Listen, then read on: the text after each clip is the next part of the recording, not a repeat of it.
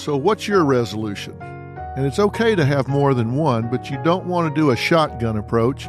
You want to take a rifle approach. Focus on something and go after it. But here's what I know about resolutions. Most people make them, but only 8% of the people actually keep them. And you know how long it takes before they break them? Before the resolutions fall apart and go away? 12 days.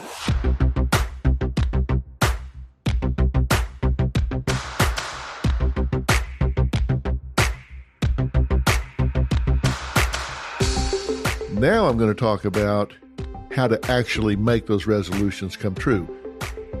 In the American Indian culture, there's an old saying attributed to them that says you cannot leave a footprint in a moving stream. Think about that.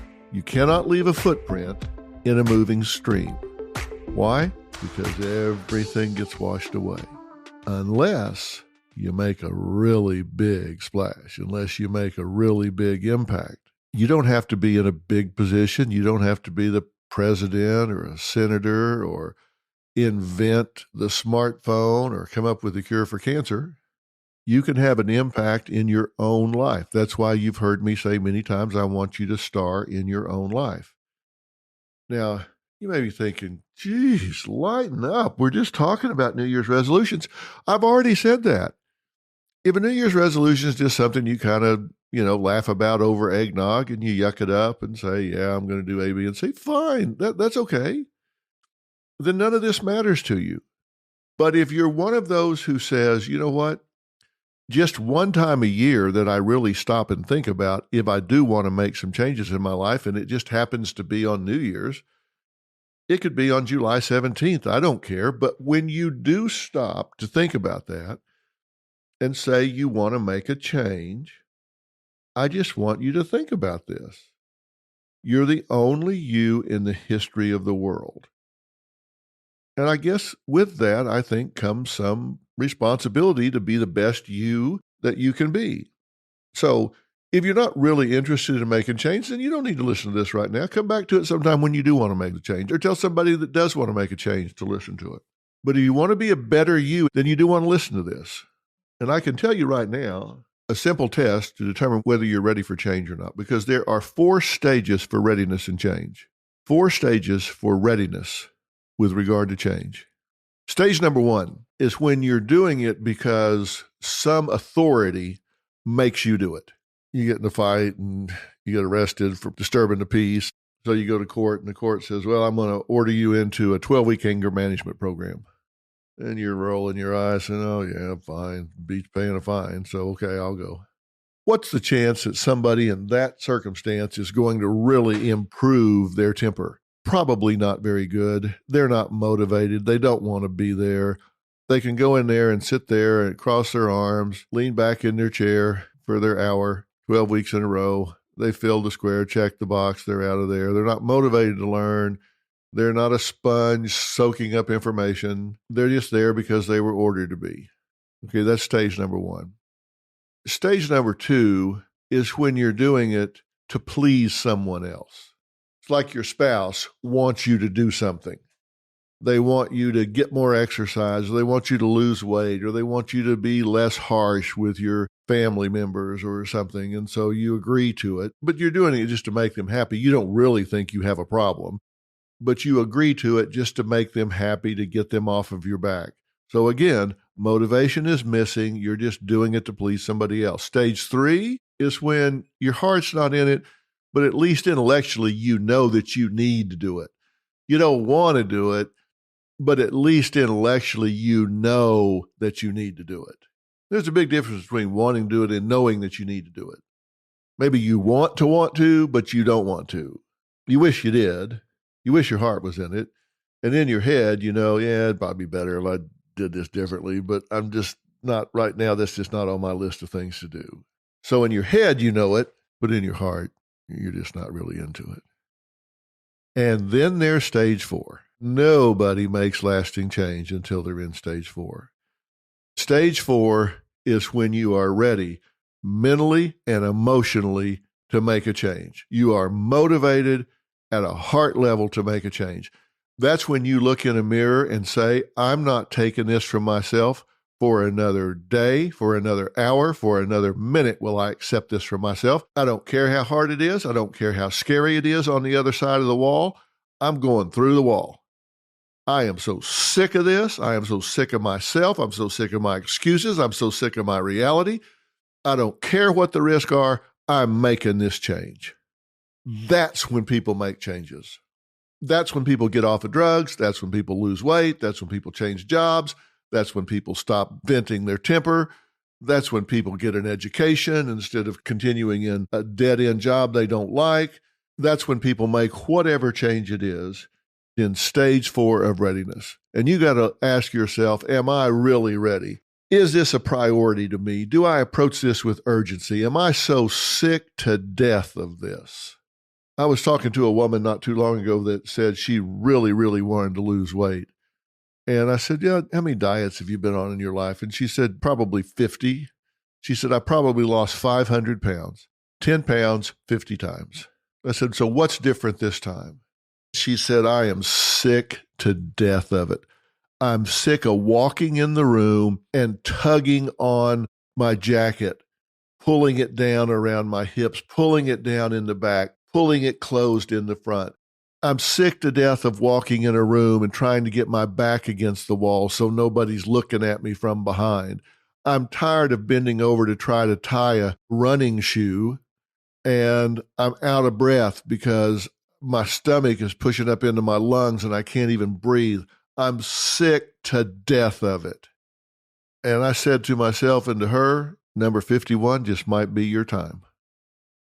You might finally be in stage 4. And I asked her, why should you get to lose weight and somebody else not? She said, I've suffered long enough. I deserve this. I've worked hard and I've failed. I've been criticized. I've hurt. I deserve this. And by God, I'm claiming it. Now, you guys have probably heard me talk about personal truth before. Personal truth is important because what you believe about yourself determines what kind of results you generate in your life. We generate the results in life that we believe we deserve. If we believe that great results, a good job, a healthy body, an athletic figure and build, well-adjusted children, a peaceful marriage, if we believe all of those things are great, but they're for other people, not for me, then you won't have those things. If you believe I'm damaged because I grew up in a chaotic, violent home, and so I'm therefore second class, I'm damaged goods, then you will create that result in your life. You will perpetuate that in your generation because it's what you think you deserve. You generate the results in life you believe you deserve. So you look and you say, what's my background? Who am I? How am I different from other people? And based on that comparison and that judgment you put on yourself, you will generate second-class results because you secretly believe those top-notch results are for other people. Now, you may say different. You say it to other people because you wear a social mask. But if inside you truly believe, yeah, I can talk about it and I can put on an act, but in my quietest moments when I'm alone, I really believe those results are for other people. They're not for me. Then you won't have them. Now, if that's true, how do you change that? Well, if you've got a damaged personal truth, then you have to heal that personal truth. You have to forgive yourself. You have to heal open wounds. And then, this is very important, you have to behave your way to success. Now, some people would say, well, Dr. Phil, that's just a fancy way of saying fake it till you make it. No, it's not, because each behavior you make is authentic. You have to behave your way to success. If you want to be confident, then you need to behave with confidence. You need to act in a confident manner. And you say, well, I'm not really feeling confident, so you're telling me to just act like I am. Well, no, I'm telling you to behave as confident people behave. You say, well, so you're saying fake it. No, I'm saying adapt the behaviors that confident people have. Now, why is that important? Because we make attributions to ourselves about ourselves based on what we observe ourselves do. If we observe ourselves walk into a situation that ordinarily we would be timid and shy and mousy and nervous, but we observe ourselves walk into that situation with our shoulders back, our head held high, and we look people in the eye, shake their hands, and say, "Hello, good to meet you. I'm glad to be here." That's what a confident person would do, right? They belong there. They believe they belong there, so they act like they belong there. They look people in the eye. They shake their hands. They engage them. They don't apologize for being there. They walk up and say, "Hello, my name's so-and-so. What's your name?" "Hi." That's what they do. That's what confident people do.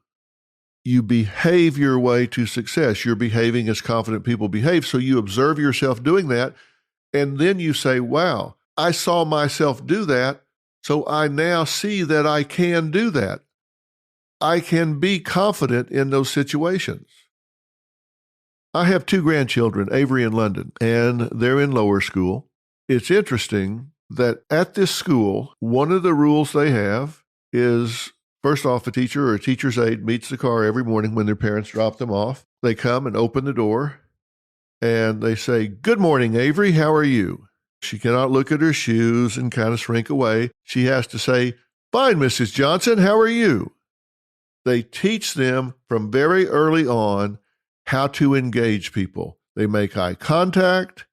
They call them by name. They make an appropriate greeting. And then I've watched these children. They've been there, one for now 4 years, the other for 2. I've watched these children when I introduce them to adults in my life. They step up and say, "Hi, I'm Avery. Hi, I'm London." They've learned to behave in a confident manner. So they've observed themselves do that, and they're confident in meeting people. They behave confidently. They've observed themselves behave confidently, so they are confident. You need to understand that you can behave your way to success, and you don't need to go to a year of therapy to do this. Just listen to what I'm telling you and do it. Save yourself a year of therapy and spend that on wardrobe or a trip. Look, half the solution to any problem lies in properly defining it. And you have to know what you want, or you'll never get it. You have to name it to claim it. You have to name it to claim it. You got to know what it is you want in order to recognize it when you get it. Inspired by the life of the savvy and ambitious Colombian businesswoman Griselda Blanco comes a new Netflix original limited series. Griselda tells the story of a devoted mother who, with her lethal blend of charm and relentless savagery, creates one of the most powerful cartels in history. Witness Sofia Vergara's captivating transformation into the godmother of the underworld. Griselda, now streaming only on Netflix. We've all seen the headlines in the news of how someone lost their life in an act of cold-blooded murder. And while it's sad and grabs your attention, most people go on with their day without giving it another thought. But have you ever stopped to think about the life of the person at the center of the news story? They were more than just a headline or a statistic. They were someone's loved one or friend. I'm Mike Morford, and my podcast, The Murder in My Family, dives into some of those stories to help listeners get to know the person who was lost and how their death affected those closest to them. Listen to The Murder in My Family everywhere you listen to podcasts. There are well over 100 episodes to binge on now. Remember I said to you earlier that if I was in bed and the phone rang and somebody said, "Hey, listen, I'm lost. Can you tell me how to get to First and Elm?" What would my first question be? Where are you? Right? Because I'm going to give a different set of directions if they're east of First and Elm versus west of First and Elm, north of First and Elm, south of First and Elm. I need to know where you are before I can tell you how to get where you want to go. The same thing is true with you. If you're going to make these New Year's resolutions, the first thing you need to do regarding the dimension you want to change in is ask the question, where am I with regard to this?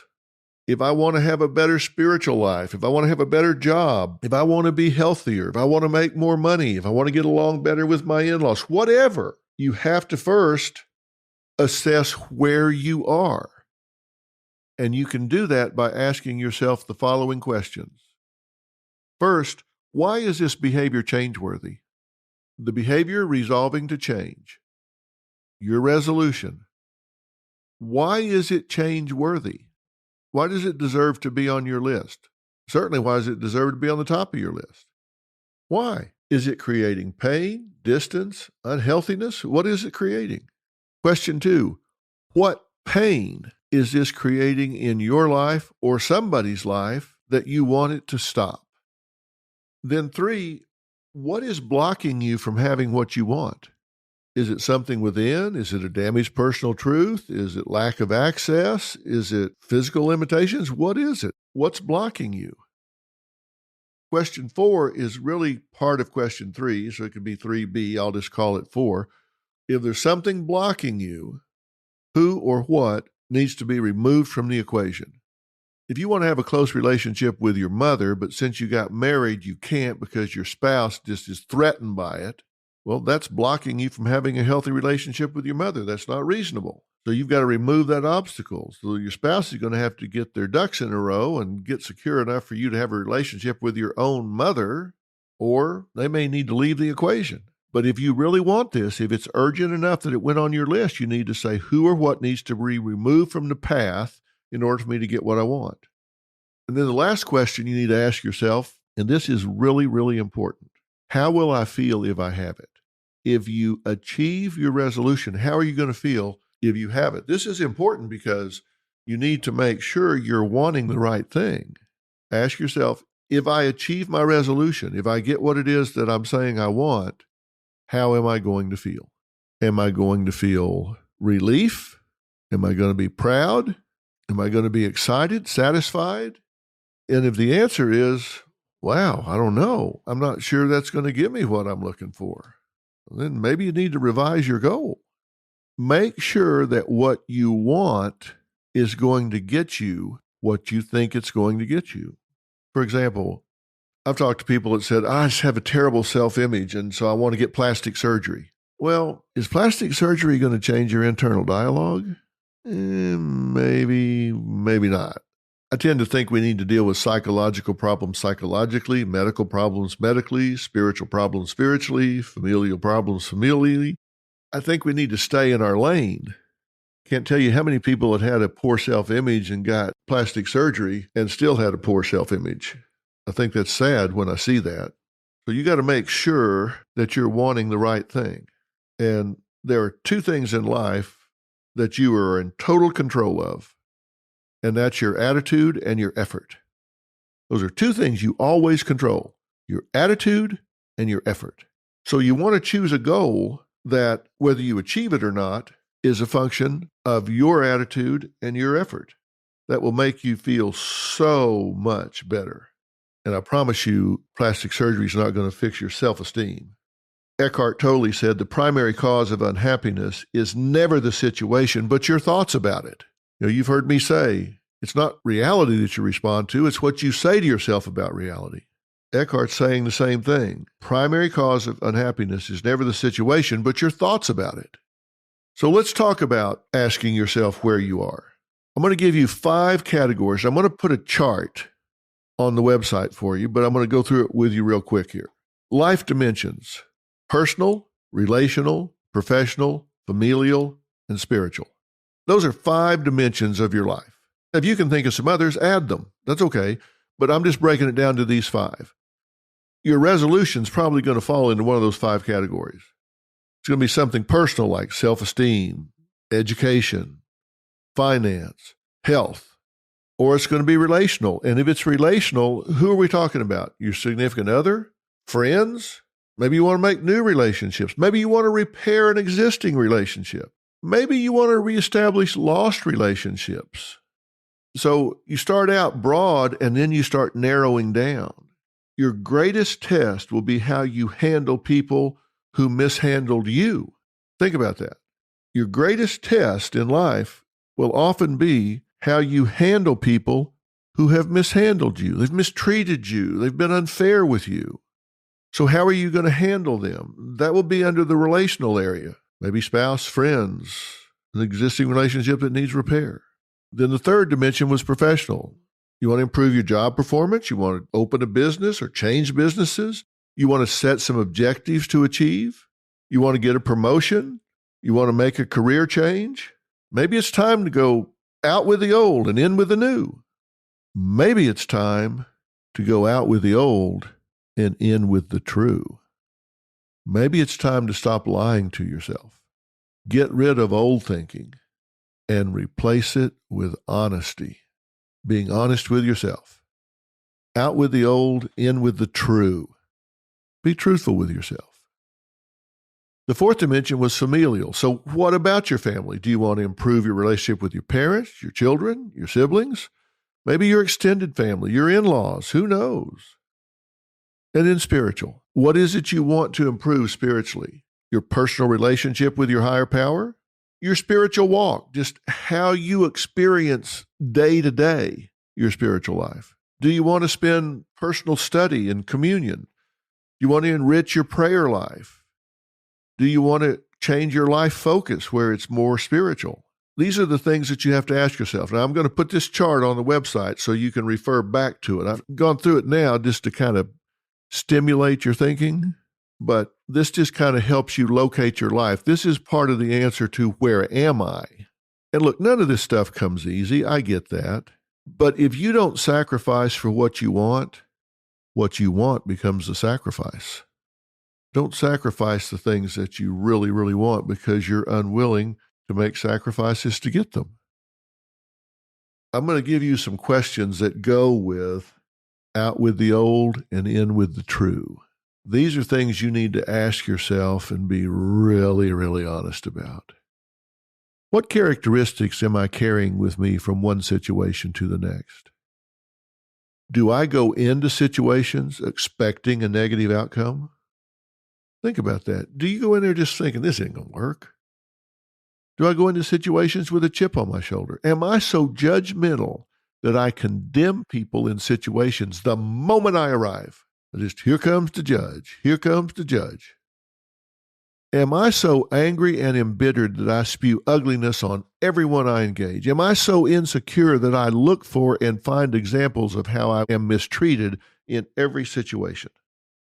Am I so passive and unwilling to claim my space that I invite people to overlook and disrespect me? Avery and London don't. They're not wallflowers. They walk up to people and say, hello, my name's Avery. Good to meet you. That does not invite people to overlook them. Do I hide insecurity behind a wall of false superiority and arrogance? Now think about that. Don't you know people that do that? They're really insecure, but they come across with an air of false superiority and arrogance. But if you ever said boo, they would just fall apart. Do I try so hard that I wear people out with my overreaching? Do I spend all my time comparing myself to other people? Do I cheat myself out of genuinely experiencing situations by worrying the entire time about how people are viewing me? Have I doomed key relationships in my life by judging and condemning myself and others? I'm going to put those on the website also, because I want you to be honest with people about who you are, what you want, and how you expect to be treated. If you engage people with standards, there's just a price of poker to be in your life. If you engage people with standards, you only scare off people that are not meant for you.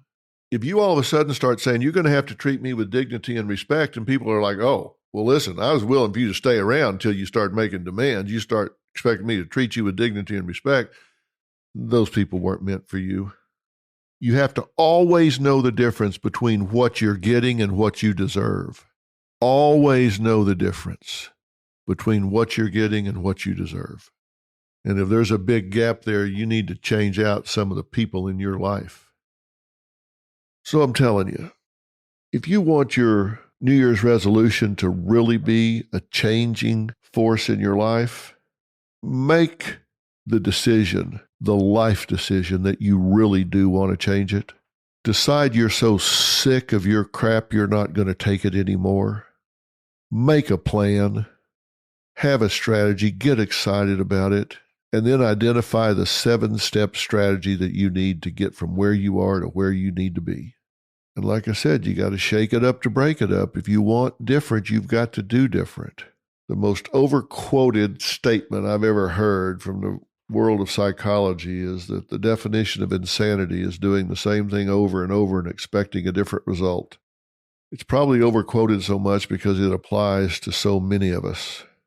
We just keep doing the same thing over and over and over, and then we're stunned when we don't get different results.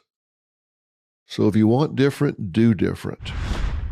Dr. Phil here. Come February 27th, you're going to be able to pick up a book called We've Got Issues, and you know we do. This is a book that says it's going to teach you how to stand strong for America's soul and sanity. And in this book, I set forth 10 principles for saving this society from going off the deep end.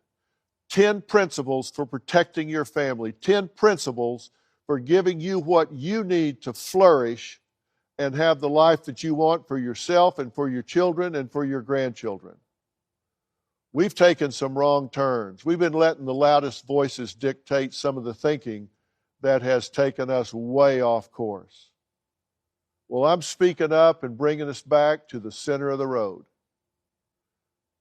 I hope you'll pick this book up, and I hope you'll read it with a real open mind, because I'm pushing back against a lot of what you've been hearing. Somebody had to do it. Might as well be me. February 27th, We've Got Issues. Hi, this is Rachel Yucatel, and I'm here to invite you to listen to my podcast, Misunderstood with Rachel Yucatel. This podcast delves into the lives of those who have been reduced to a single headline. Each episode will take a closer look at the stories of those who are on a mission to change their narrative. Join me as we uncover the truth behind the misconceptions, shed light on the stories of those who have perhaps been wrongfully portrayed, explore the complexities of the human experience, and celebrate the power of second chances. Who doesn't love a good comeback story? I'm Katie Maloney, I'm 37, a divorcee, and I'm out here falling in love every day with myself. And I'm Dana Cathan, 33, former needy mess, and delusional Leo, but I've never been happier. Never been happier. You know that. Good. The foundation of this podcast is for people who want to live their life unapologetically. It's a safe space for anyone who's going through a transition in their life or just dealing with the regular bullshit. It's a religion. We're not saying that we're looking to start a coven, but that might be why we started but this we're not podcast. saying that. Join our cult. Community. The coven. Religion. Okay, let's just stick with community. Listen to the podcast. Listen to the podcast. I've got two very long-time close friends. These guys are really more family than friends. They're here for a specific reason. Dr. Patrick DeFazio was born and raised in Niagara Falls on the Canadian side, the Ontario side. He completed his pre-med studies at Brock University in Canada and received his Bachelor of Science degree from the University of the State of New York. He graduated with honors in 1988 from Parker University College of Chiropractic in my hometown, Dallas, Texas. He was the founding father, director of athletics, and also served on the Academic Standards Committee. He's a supervising doctor for the University of Health Sciences in Los Angeles. Really is experienced in treating sports injuries, which is one of the things we're going to talk about today. He's got patients in all the professional sports, NFL, NHL, MLB, PGA, and we'll talk about his approach in just a minute. Also with me is my good friend, Dave Fabrizio. He's a physical therapist. His physical therapy and sports medicine career started in the United States Air Force. He graduated cum laude from Cleveland State University with a Bachelor of Science in Physical Therapy. He did internships at the top medical facilities in the Cleveland area, including the Cleveland Clinic Foundation, and he treats all kinds of populations, acute, cardiac, neurological patients, orthopedic, sports medicine as well. He was selected as one of the 2 physical therapists at the Great Lakes. What was the whole name of that? Great Lakes Regional Rehab Center? Yeah, up there. And he's qualified to teach biomechanics, ergonomics, and back school. I was really impressed that he's got 1,000 hours in athletic training rooms across the country in both college with high school athletics, and has a real diverse and in-depth understanding of kinesiology and abnormal movement patterns. So welcome, both of you. I'm glad you guys are sitting down with me today. we're at the top of the year, and the number one resolution is what? Everybody wants to be healthy, live a healthier life, start exercising. People say that, but then they don't stick with it. Or they say it and they overdo it and they injure themselves. And right now, you see people get off the couch, have heart attacks, shoveling snow.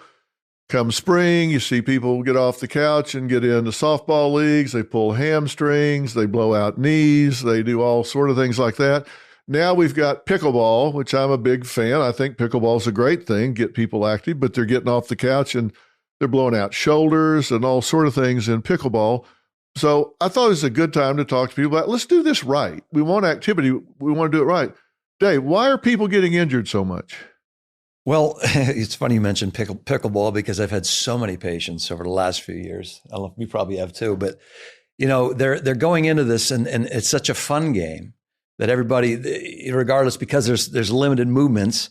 So people that aren't really great athletes are still able to do it, right? And they love it. But the problem is there has to be a certain level of conditioning going into it so that your tendons are able to absorb the force. Like I see a lot of rotator cuff inflammation from people because they're basically they're going at it like crazy with that ball. There's not much weight to the ball, and they're straining their shoulders. So I think the key is if you're gonna try and get into these activities, there's a certain amount of mobility you have to have, flexibility, and strength and stability. So doing rotator cuff stuff and some scapular stabilization work, stuff like that, so that your shoulder's better able to withstand that. Well, you might as well be talking a foreign language because you say those words like everybody knows what that means, but we don't know what that means. And which part? Well, your scapular stabilization. So, okay, everybody, do your scapular stabilization. Thanks for tuning in. What the hell does that mean? All right, let me make it more tangible. In general, when I rehab a shoulder, for example, most people want to train, particularly the guys, they want to train pecs and they want to train biceps. They don't think about anything on the backside of the body, right? So typically I'll tell people, look, do 3 back exercises for every 1 chest exercise you do. So you get better balance. You want that posterior chain strong because your scapulae, right? They have to have all the muscles stabilizing them. Okay, you're talking about your shoulder blades. Talking about your shoulder blades, right? Okay. Yes, your shoulder blades. So you want those muscles firing effectively, right? The rotator cuff can be really strong, but if you don't have the stability of those scapular muscles. What should people do? For example, rows and rows at different levels, like a high row, a low row. Things we call. And people don't need to join a gym for this. They can get some tubing or something, right? And put it around a doorknob and pull on it. Sports cords are great. You could totally take them in the hotel with you. Some actually have a little piece of fabric that you can throw into the door. And you close the door, and you can start to do your rows there. And when we're talking about rows, we're talking, and I'm not trying to be condescending. I know a lot of people go to gyms and have certain things in their home, but I just want to be clear to people that folks can do simple sort of things to really activate muscles that they don't use every day and keep from injuring themselves in a way they tear something and wind up having to have surgery or become inactive again. And you're talking about something as simple as rows where they can get a piece of tubing, which you can get for 10, 15, 20 bucks or something that you can put around a pole or whatever. And it's got handles on it and you can do chest rows, waist rows. You pull just like you're rowing a boat. Right. And that activates the muscles in your back. Absolutely. And you can also use that same, because they typically come with handles. So you can do external rotation and internal rotation, which are your rotator cuff muscles, right? So now you're getting the rotator cuff. You're doing a little rowing. If I were to tell people to go on on YouTube, you can find a million videos, but Y's, T's, reverse flies, all these muscles target the back and are exceptional to decrease the neck stress, to increase the strength of the back in general, and to support the shoulder. Yeah, and Pat, I'm a big fan, obviously, of chiropractic. And a lot of people might think about this from a generation ago, but modern chiropractic is a lot different than it was 30, 40, 50 years ago. You're a big believer in people strengthening their core because you see a lot of back injuries, a lot of back aches, a lot of neck problems and stuff. And what we're talking about keeps people from having those kind of problems. Correct. Right now, we have an incredible amount of scientific evidence to show the benefit of keeping the body as possibly aligned as possible, keeping the flexibility in the body, and then the strengthening. When you combine flexibility with strength, it's more difficult to be injured. The body can then be attuned to perform at an optimum level. Now, we've got the average person, like you say, are they a couch potato or are they, an Olympic athlete? So where in the spectrum does that individual fall? We can be great bodybuilders or great weightlifters, and we can go swim 10 laps, 40-foot long pool, and our body's sore as heck for the next 2 or 3 days because they're muscles we don't normally use. So what I have found is that at what do you want to perform, and is there a little bit of conditioning you can do, 5-7 minute warm up before you play that activity? We're talking in particular about pickleball. So what, as Dave was saying, what are some exercises we can do to strengthen and also to increase flexibility for that arm? We don't normally perform an arm length strain in everyday life. So when we're going to do that activity and we pivot with rotation, we're going to be more prone to injury.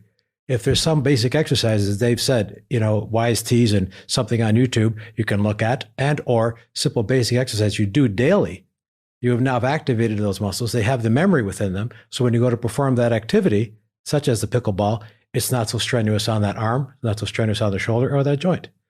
Less prone to injury. Yeah, and that's the thing. When we do some of these sports activities, and a lot of people are listening to us right now while they're walking. They're going out for their morning walk. They've got their earbuds in. They've hit podcasts, fill in the blanks, and they're playing while they're walking. Walking is something we do every day. It's an activity of daily living. So that's not an issue. But when they go to play a sport, whether it be softball or tennis or pickleball or golf or whatever, you're doing rotations and things. They're not activities of daily living. So we're doing rotations and extensions and things that we don't do every day, and our body is not accustomed to it. Our tendons and our ligaments and our muscles and stuff, we're asking the body to do things it doesn't do every day. And that's where we've got to start doing range of motion, strength and stuff so we don't wind up injuring ourselves. Exactly. You don't have to be an athlete to exercise. You don't have to be an athlete to get your body in the best shape that it can be. A lot of people are athletes, and you'll go to the track down at the high school and you'll see somebody there that ran track at some college or something, and he or she's whipping around the track and stuff. And I'm going like, yeah, let me tell you, you ever see me running through the neighborhood? Shoot whoever is directly behind me, because I'm not jogging. I'm escaping. Somebody's chasing me. I hate jogging. I expend more energy doing something I enjoy, like playing tennis. I would never do that on a treadmill. I would never do it on the street. My knees wouldn't let me do that. But on a tennis court, I'll put out the energy, the effort, because I enjoy doing it. I enjoy the camaraderie, the guys that I'm hanging with. I enjoy the competition. I enjoy trying to perfect the strokes and hitting the ball, that sort of thing. But the repetition of just getting on the road and running down the road, it's like, oh God, kill me now. I wouldn't do it. Some studies say only 8% of people keep their resolutions by the middle of February. And the way to overcome that is set your environment up to support your goals. So maybe it's as simple as when you get to work, park in the far end of the parking lot, so you build in that walk back and forth. Maybe you keep a couple of pound weights in the floorboard of your car, so you carry those on the way, and you change shoes when you get in there. You wear sneakers so you can walk. Set your environment up to support what you want to do. And if you'll figure a way that it's easy instead of hard, then you can do it. I said last week, you can walk in right now to my desk in the house, and there's a pair of 15-pound dumbbells sitting on my desk, because while I'm reading something, I'll get a set of curls in, I'll get a set of triceps in or something while I'm reading. I may not have time to go up to the gym, but throughout the day, I'll get in 8 sets of flies or shoulder raises. That's like Pat's saying, he's talking about the consistency of it all. I think the important thing is people that do consider joining gyms, make sure the gym is easily accessible. There's been plenty of research that says the farther the gym is away from you, the less likely you're going to be able to get there. The second thing I would say is to set realistic expectations. Don't expect change overnight.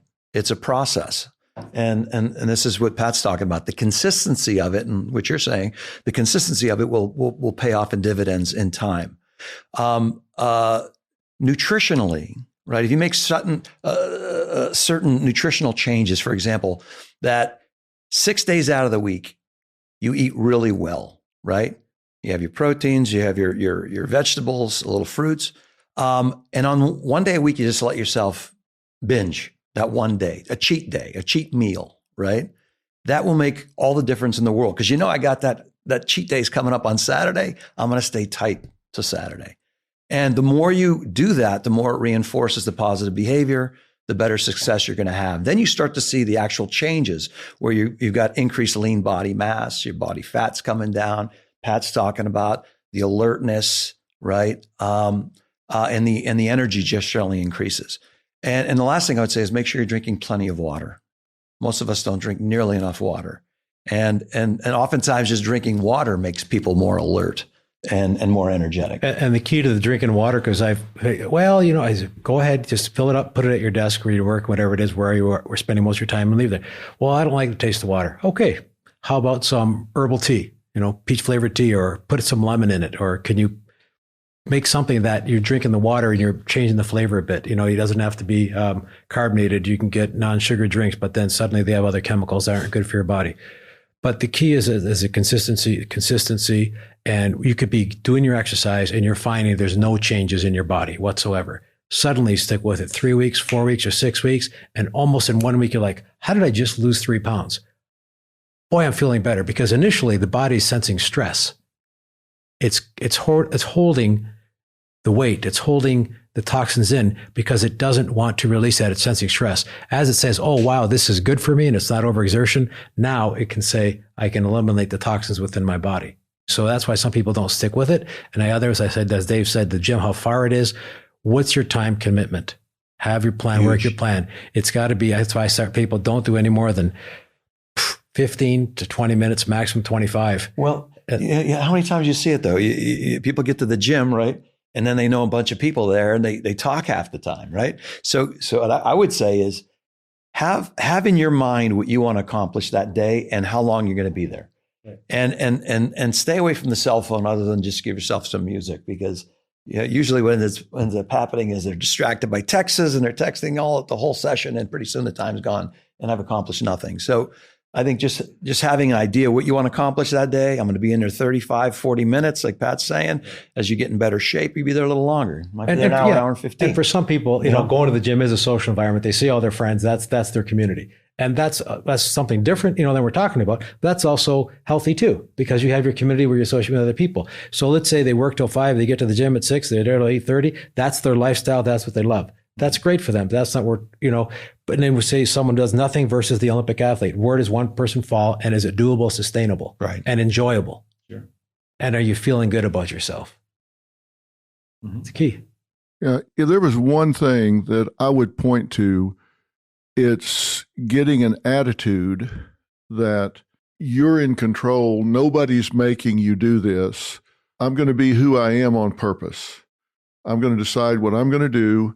If you own it, if you own the plan, then there's nothing to rebel against. Like you say, you got a cheat day coming up or whatever.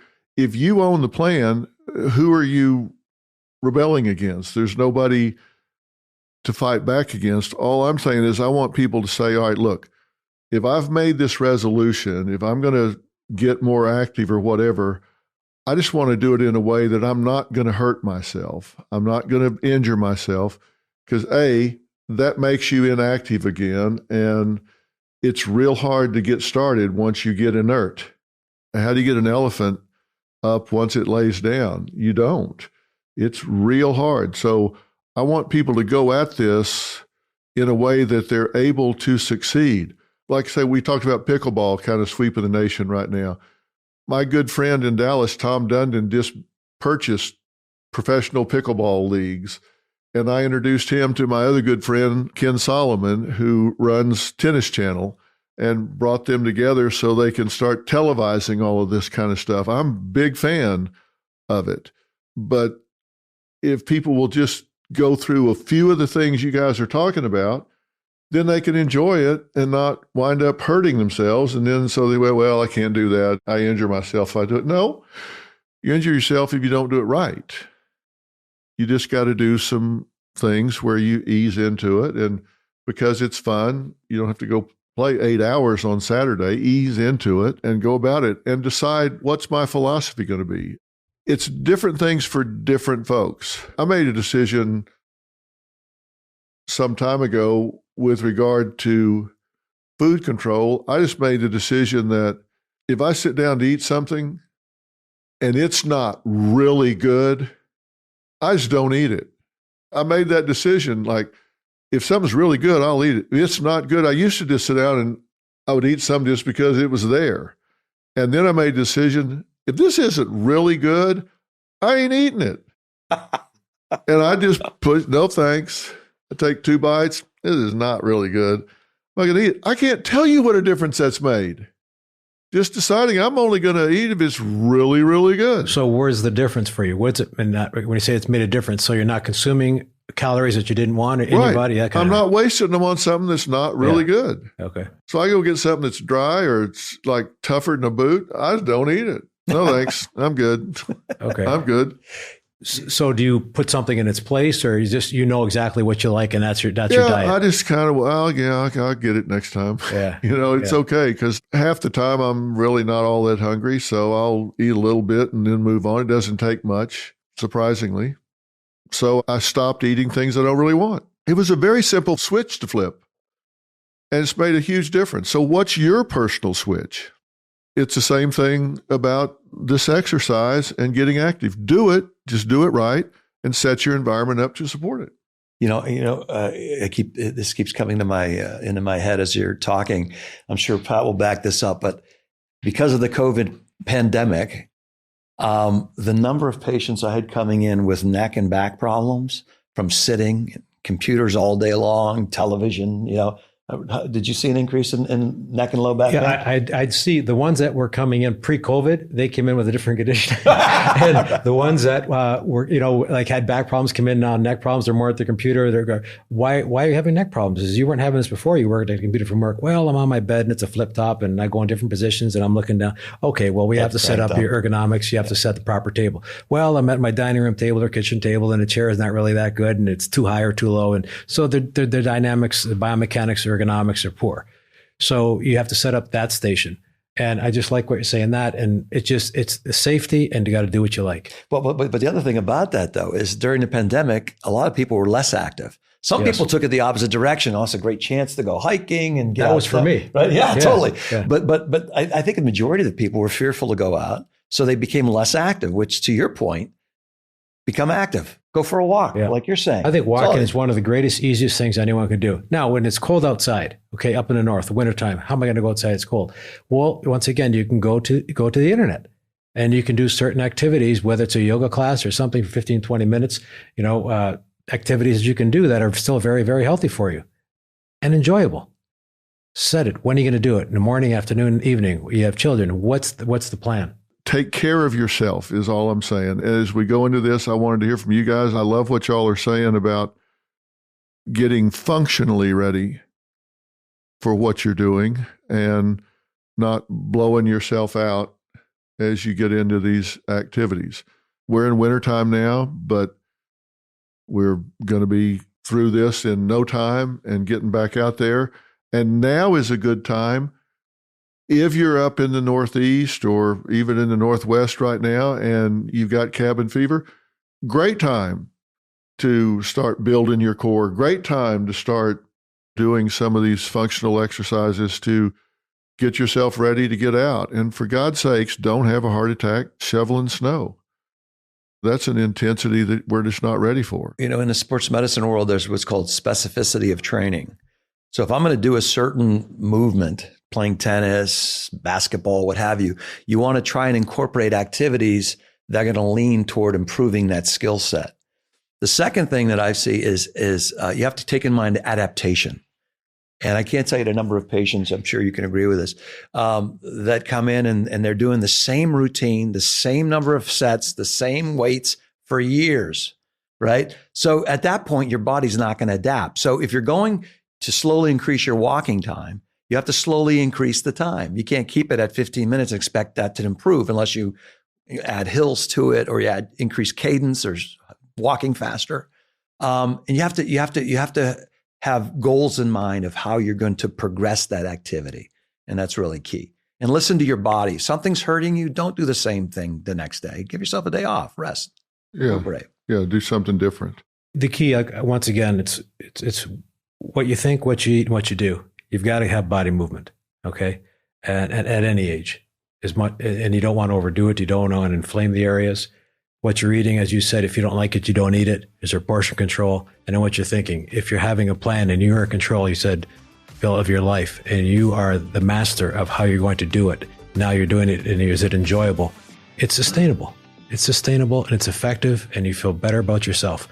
Now, as you're doing those things, and as Dave said, you change activities, you add times, you change, and you can modify what you're doing specifically to that activity that you're doing. If I want to swim a lot, all right, what are swimming exercises I can do? Usually look them up on the internet. Go to YouTube. Whatever you can do to help increase your strength and flexibility so you can perform that activity to a higher level, and then you'll feel a greater form of accomplishment for yourself. And you guys live what you preach. I got to say, we've been working together for 20 years. I've watched you guys practice what you preach. You take care of yourselves and me, so I'm glad.